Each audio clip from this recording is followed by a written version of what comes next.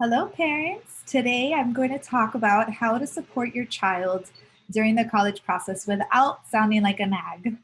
So let's begin. I'm going to share my screen. Let's go. So, one of the biggest things I think what makes you come off like a nag is the first part of what you do before you speak, and that is thinking. What you think about your child at the time that you make your request or ask your question has a lot to do with coming off like a nag. So, if at the moment when you're asking the question, you're annoyed with your teenager because you feel like they're not doing what they're supposed to be doing, this can bring you to respond and or react in like a negative way.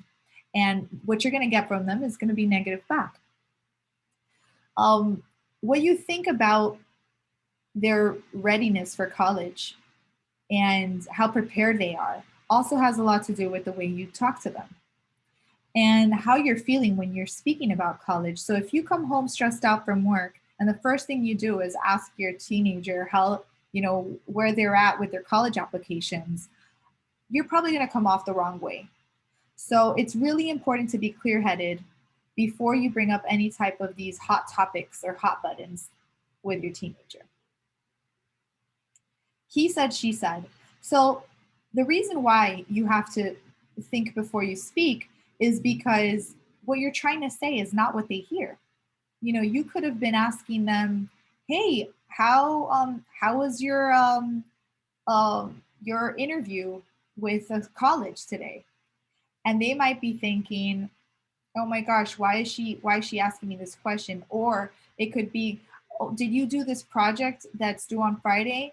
And again, you're going to get the response of this girl on her phone saying, "Why are you asking me? I'm on my phone. I'm busy." Another good point to bring up is timing. You want to make sure the timing is right when you're talking to your child, because if they're entertained or if you see that they're not in a good mood, it's probably not the best time to bring up anything about school or college. So, what's the problem?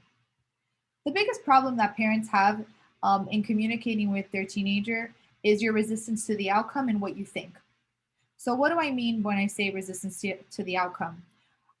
Let's say you're asking them about us. Let's just say about I don't know, a college, going applying to a college.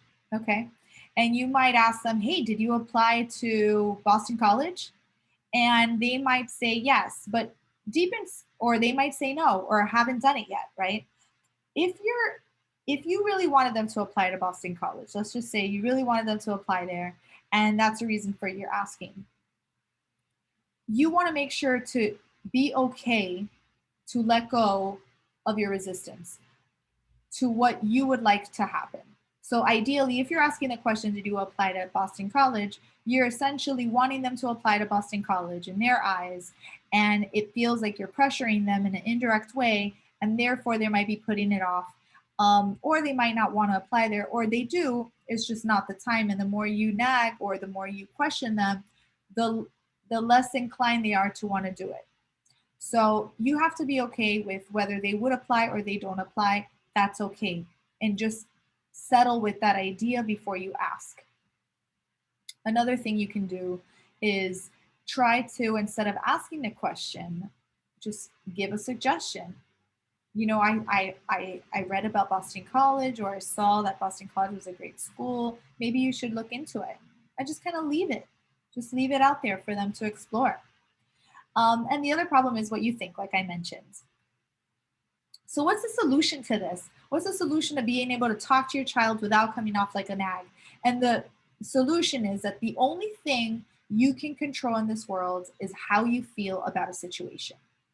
This is crucial because if you're trying to control your surroundings, and of course, as a parent, you feel like you have to be in control of the environment in your house, what happens in your house, what your teenagers are doing, et cetera, et cetera. I understand that, but there's a moment where them as teenagers are now young adults, and part of their growth and personal evolution is to make decisions and make choices and become independent. This is that stage where they need to learn to make decisions and become independent. It is part of their process so that when they finally breach that adulthood and they're in their 20s, they've practiced enough times on how to make good decisions that they can then continue that. If they don't have power over their decisions at the moment or feel like they're in power of their decisions, you're inhibiting their future success at making good, wise choices in their 20s and beyond. So, why does this solution matter so much to their future? Is because if you feel better about their situation as it as related to college or school, if you give them the benefit of the doubt and you say, they're good kids, I've raised them well, they know how to make a wise decision, they know what's best for them, I'm here to support in whatever they want, I've done my job. At this point I have to let them, make the wise decisions. Of course I can give suggestions, but I have to let go of my resistance. If you come off with that type of mentality, they will respect you for that because you are now in their eyes giving them the control to be able to make their own decision. So step 1, feel better about the situation and then deliver your message. So I've already said this 500 times. Feel good about it before you comment. If you're in a bad mood, don't talk. If you're feeling good, and you're feeling up, and you're feeling positive about your child, and you've made a couple of, maybe mentioned 3 things good about your child in your mind, and then brought a question to the table or said a message that you wanted to share, you're already like ahead of the game by a lot. Step 2, words have a lot of power. Be impeccable with your words. This is one of my favorite quotes from Don Miguel Ruiz in the book, The Four Agreements. Make sure that you're giving your message not with what you don't want them to do, but with what you would like for them to do in a loving way. So if you're already in a good mood and you deliver your message, hey, have you checked out Boston College? It would sound so much better than, have you looked into Boston College? Where that feeling could be coming from you coming home from a stressful day at work, you feeling like you didn't have the maybe the finances are hard for you and you're trying to find a cheap alternative, which Boston College would not be, but let's just assume Boston College was very affordable option.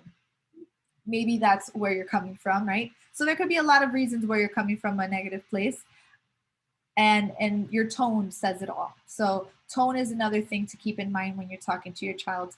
Try to sound loving, try to sound supportive, and provide your child with the freedom to choose. And step 3, let go of your resistance to the outcome. So before you speak, once you have your better feeling thoughts and you're in a better mood, and you've already given your child the benefit of the doubt, let go of whatever outcome you might get when you ask the question or when you see their decision or choice that they've made. Be okay with it before you ask the question. Just say, whatever it is. It can be this, it can go this way, it can go that way, but I'm okay with that. And even though it might hurt, because you might know that if they take this route, there's consequences. Unfortunately, if it's not life-threatening, the child will have to learn that those are certain things that will happen along the way. I am not a licensed psychologist. I actually call myself #unlicensed therapist. But how exactly you want to communicate to your child is better, better to be talked about with a, licensed psychologist or somebody else, somebody in a position to give you that type of advice. So this is another one of my, I really like this quote from Eckhart Tolle. Sometimes letting things go is an act of far greater power than defending or hanging on. So even though you want to hang on to your belief of why your child should do this, sometimes letting go of the outcome is a far greater power for you. So your reality starts with a thought. So in summary, your thoughts become your emotions go into action, and your action becomes your reality, which is what you put out and what you get back. So it all stems from a thought. And I know you've probably heard this a million times. Your thoughts is what you become, and like all these different quotes that you've heard throughout all the years of your life. But the reality is, it's true. And I hope that the presentation I've shared with you today gives you some step by step of a guideline or tips so that you can be able to talk to your teenager. And I promise you, if you follow these steps, they will work 100% of the time. So here are some reminders for you. You, the parent, you are love and comfort in the eyes of your child. That's all they see. If you come to them with a question or remark that comes from any other feeling other than love and comfort, it's not going to feel good to them. And if it doesn't feel good to them, they're going to respond in a way that you're not going to feel good. So make sure that before you ask your child a question or demand anything of them, that you're coming from a loving place. And the way that you do that is by having better feeling thoughts about the situation. Talk highly of your child in your mind or to your husband or just to yourself. Talk highly about him. Make him feel, make yourself know that you love your son or you love your daughter. You know they're capable. You know they have what it takes, and come from that angle. That will always work. Find them an accountability partner. So for many of you, you have me. So I am the one that's kind of making sure that they're doing what they need to be doing.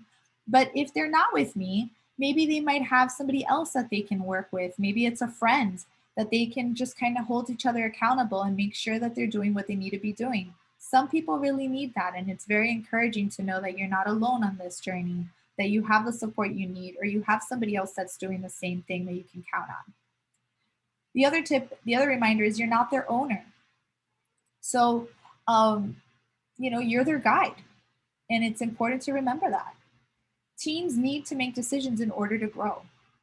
Don't resist. What your child was or is might not be what they will be.